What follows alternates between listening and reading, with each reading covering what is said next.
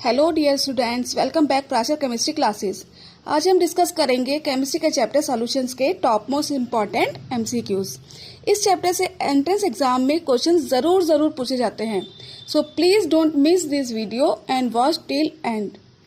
चलिए स्टार्ट करते हैं क्वेश्चन नंबर 1 से। Diffusion of solvent through a semi permeable membrane is called.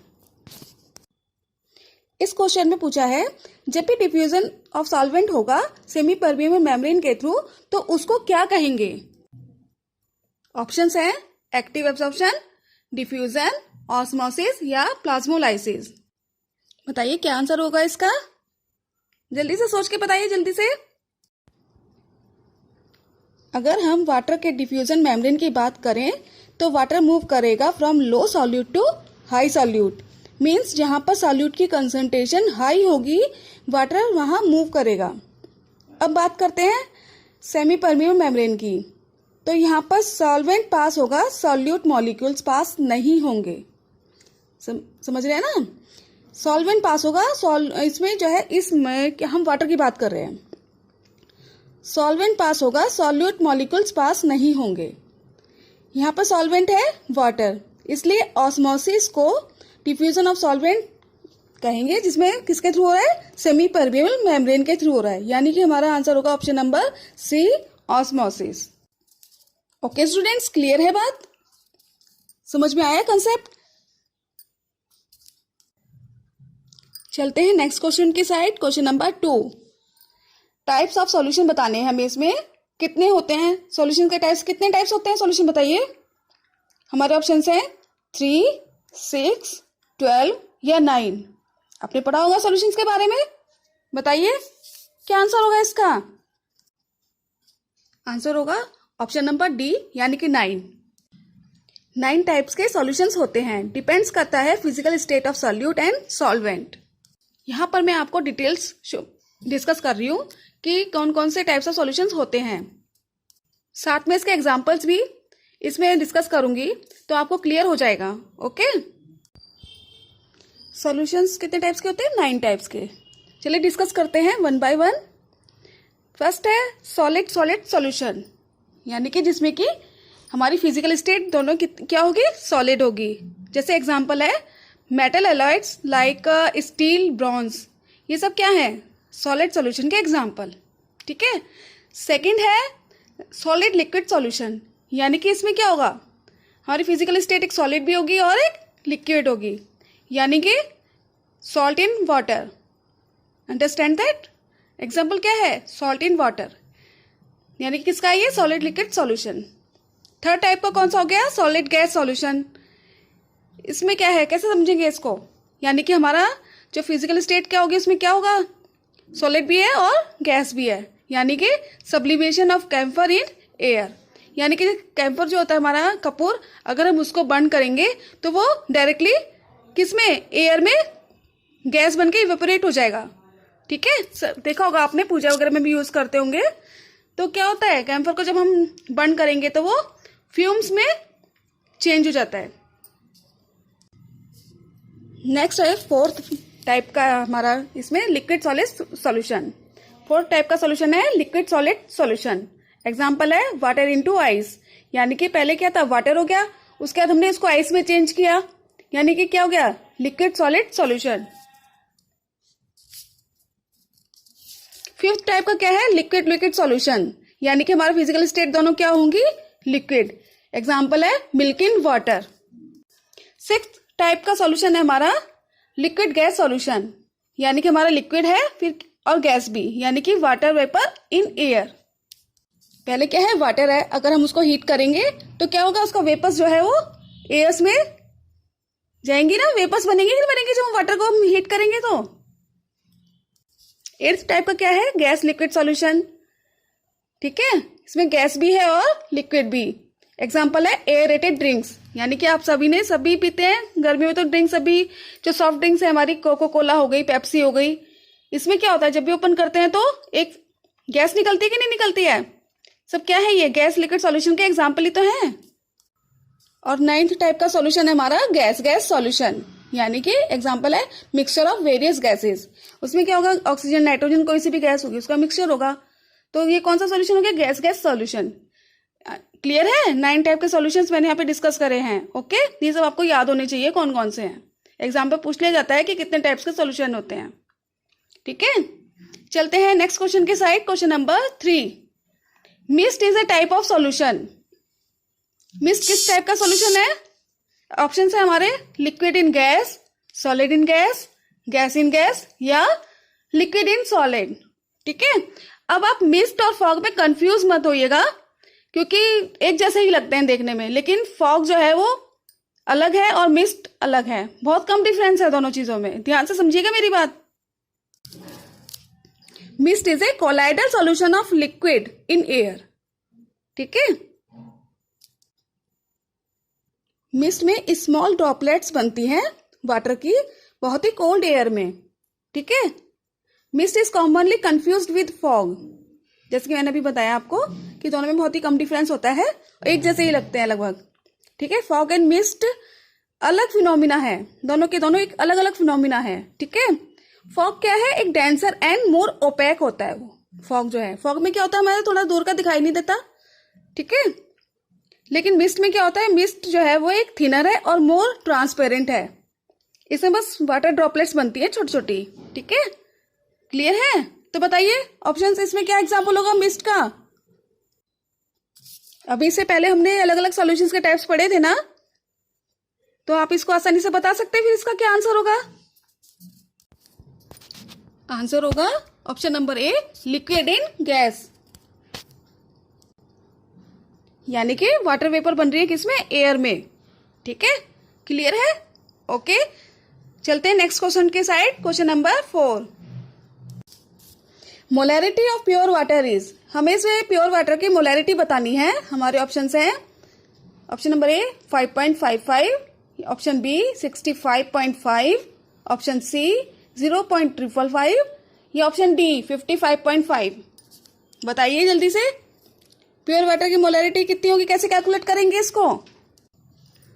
इसमें आपको ये ध्यान रखना होगा कि मोलैरिटी क्या होती है और इसका कैलकुलेशन का फॉर्मूला क्या होता है, तभी हम कैलकुलेट कर पाएंगे।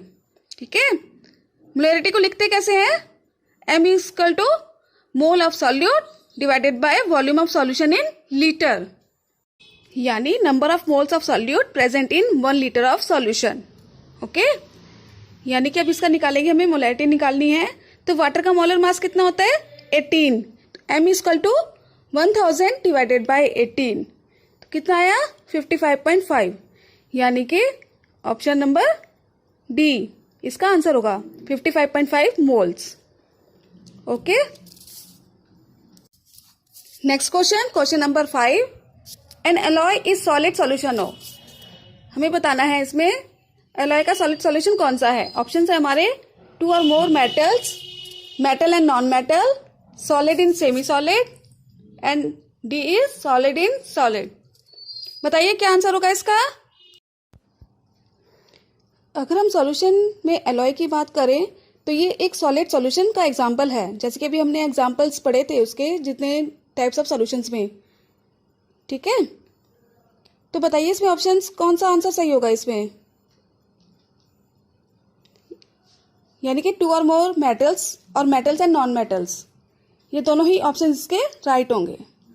Alloy is a material composed of 2 और मोर मेटल्स, यानी कि मेटल्स एंड नॉन मेटल्स दोनों का ही होगा, यानी कि alloy is a solid solution का एग्जांपल है।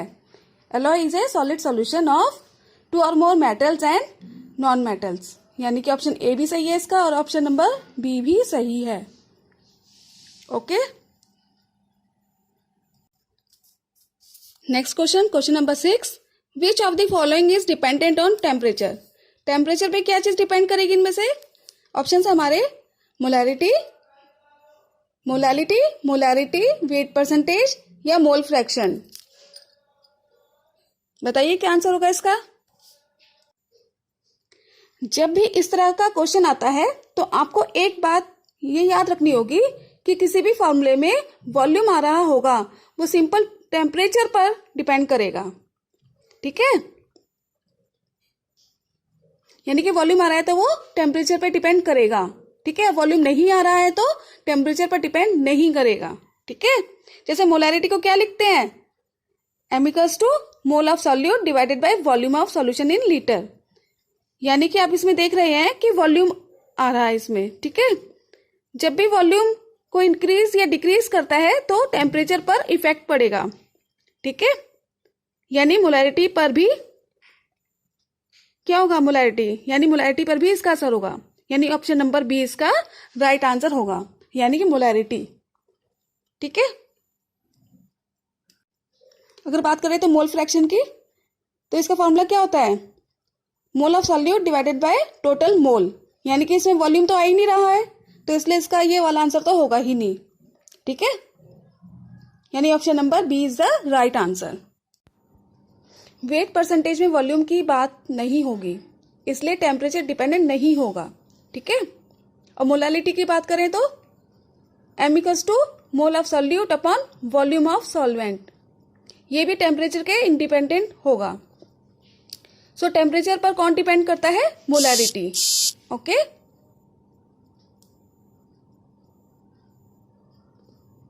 चलते हैं नेक्स्ट क्वेश्चन की side. Question number 7, low concentration of oxygen in the blood and tissues of people having living at high altitude is due to. Option है हमारे low atmospheric pressure, low temperature, high atmospheric pressure, या फिर both low temperature and high atmospheric pressure. क्या होगा इसका answer, इसमें पूछा है कि जब भी हम प्लेन से ऊंचाई की तरफ जाते हैं तो जो ऑक्सीजन है यानी कि ब्लड लेवल है वो लो कंसंट्रेशन होने लगता है धीरे धीरे जब भी हम ऊपर की तरफ जाएंगे, ठीक है। हाई एल्टीट्यूड की तरफ जाएंगे तो क्या होगा, अभी ऑक्सीजन का जो कंसंट्रेशन है वो लो हो जाएगा, ब्लड में कम हो जाएगा, ठीक है। तो बताइए इसका आंसर क्या होगा। सपोज जैसे आप प्लेन सरफेस पर रहते हो बट आप पहाड़ों पर चले गए जैसे कि, ठीक है। तो ऊपर क्या है, पूरा एटमॉस्फेरिक प्रेशर क्या है, ऊपर एटमॉस्फेयर कैसा है, पूरा की पूरा एटमॉस्फेरिक प्रेशर है।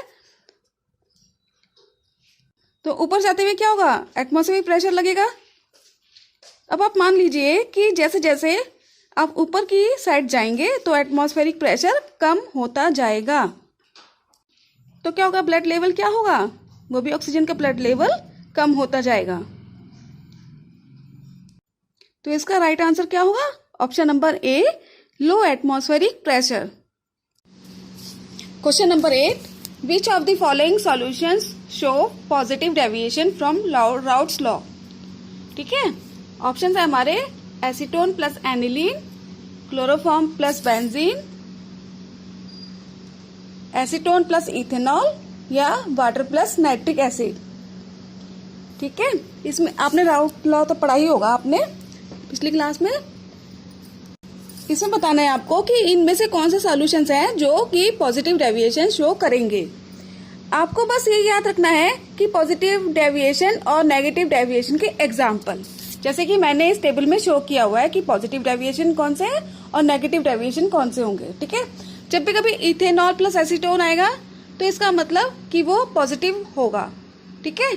अगर फिनॉल और एनिलीन आते हैं, फिनॉल प्लस एनिलीन, तो वो नेगेटिव डेविएशन शो करेगा। आप इसमें याद रखिए कि CCl4 के साथ अगर कुछ भी उसमें आता है, ऐड होता है, कुछ भी आता है तो हमेशा पॉजिटिव शो करेगा, पॉजिटिव डेविएशन ही शो करेगा। और सेकंड चीज आपको ये याद रखनी है कि CHCl3 के साथ अगर कुछ भी प्रोडक्ट आता है, कुछ भी सॉल्यूशन आता है, कुछ भी है, तो यानी कि नेगेटिव डेविएशन शो करेगा, ठीक है। आपको ये चीज याद रखनी है, फिर आप इजीली फाइंड आउट कर सकते हैं कि पॉजिटिव है कि नेगेटिव डेविएशन है, okay. Next question, question number 9, osmotic pressure of the solution can be increase by, यानी कि ऑस्मोटिक प्रेशर का जो सॉल्यूशन है वो किसके द्वारा इंक्रीज होता है, ये बताना है आपको। हमारे ऑप्शन है डाइल्यूटिंग द सॉल्यूशन, या इंक्रीजिंग द टेम्परेचर, या डिक्रीजिंग द टेम्परेचर, या increasing the volume of the vessel. बताइए क्या आंसर होगा इसका। अगर आपको ऑस्मोटिक प्रेशर इंक्रीज करना है तो आपको ऑस्मोटिक प्रेशर का फॉर्मूला पता होना चाहिए। क्या होता है, pi equal to CRT।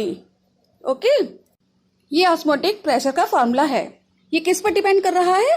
Temperature पर। तो ऑप्शन पर देख लो, किस पर टेम्परेचर इंक्रीज किस पर लिखा हुआ है? ऑप्शन नंबर बी पे। तो हमारा राइट आंसर होगा increasing the temperature of solution.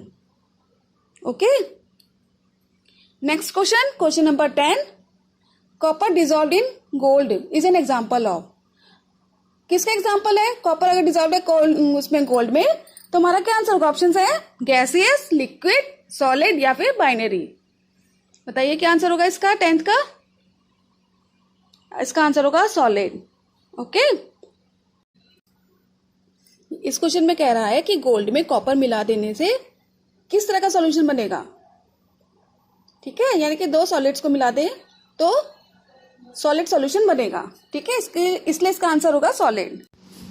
Next question, question number 11। Pure water can be obtain from sea water by. यानी कि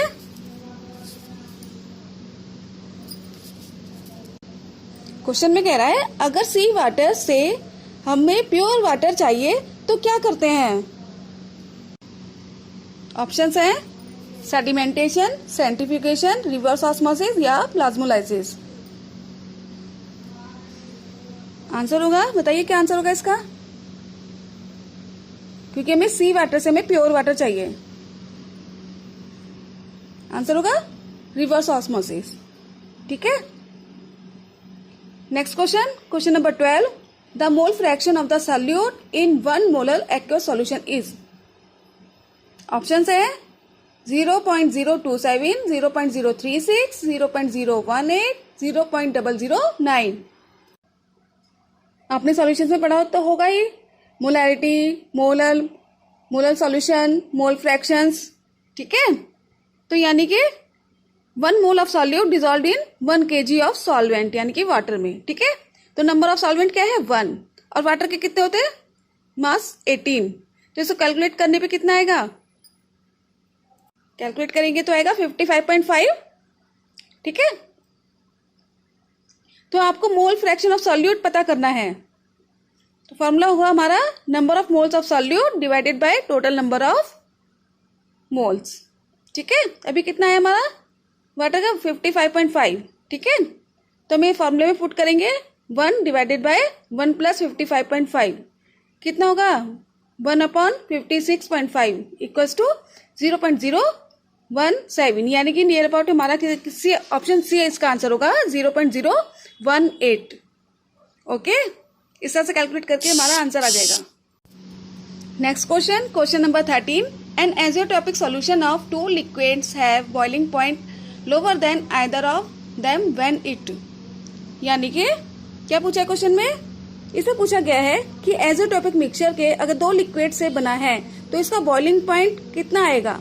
तो कौन सी कंडीशन में, ये बताना है कि कौन सी कंडीशन इसमें लगेगी। ठीक है, हमारे ऑप्शंस हैं show no deviation from Raoult's law, option B show positive deviation from Raoult's law, option C show negative deviation from Raoult's law, या फिर ऑप्शन डी इज सैचुरेटेड। बताइए पॉजिटिव या नेगेटिव राउट्स लॉ, जब deviation भी इससे पहले वाले question में पढ़ा था इसी में। बताइए, आंसर होगा हमारा ऑप्शन नंबर बी। क्योंकि क्यों होगा बी ऑप्शन? यानी कि show positive deviation from Raoult's law, क्योंकि बॉइलिंग पॉइंट जो है वो आसानी से बॉइल हो जाएगा, मीन्स वो पॉजिटिव डेविएशन शो कर रहा है। ओके, चलते नेक्स्ट क्वेश्चन की side. Question number 14। During depression of freezing point in a solution the following are in equilibrium. Option है हमारे, ऑप्शन ए लिक्विड सॉल्यूट या फिर solid solvent, option B liquid solvent या solid solute, option C liquid solute solid solute, या फिर option D liquid solvent या solid solvent. इसमें आपको पता होना चाहिए फ्रीजिंग पॉइंट के बारे में, तभी आप इसका आंसर दे पाएंगे। हमारा ऑप्शन होगा, आंसर होगा option number D liquid solvent और सॉलिड सॉल्वेंट। ठीक है, इस फ्रीजिंग पॉइंट में मैं आपको अलग से एक वीडियो बना के शेयर करूंगी जिसमें आपको बेसिक कंसेप्ट्स क्लियर हो जाएंगे। Okay, next question, question number 15। The unit of ebullioscopic constant is. Option है हमारे के मोलैलिटी -1, ऑप्शन बी के -1 मोलैलिटी, या ऑप्शन सी के -1 मोलैलिटी -1, या ऑप्शन डी के मोलैलिटी। बताइए, ये तो यूनिट पूछी है, इसमें पता होगा आपको, बताइए, पता होना चाहिए हर बच्चे को इसके बारे में। हमारा आंसर होगा ऑप्शन नंबर ए, यानी कि के मोलैलिटी -1 चार्ज, केजी मोल -1 जिसको हम बोलेंगे। ओके, क्लियर है? तो स्टूडेंट्स, अगर वीडियो पसंद आया है तो लाइक, शेयर और कमेंट्स करना ना भूलें, ठीक है?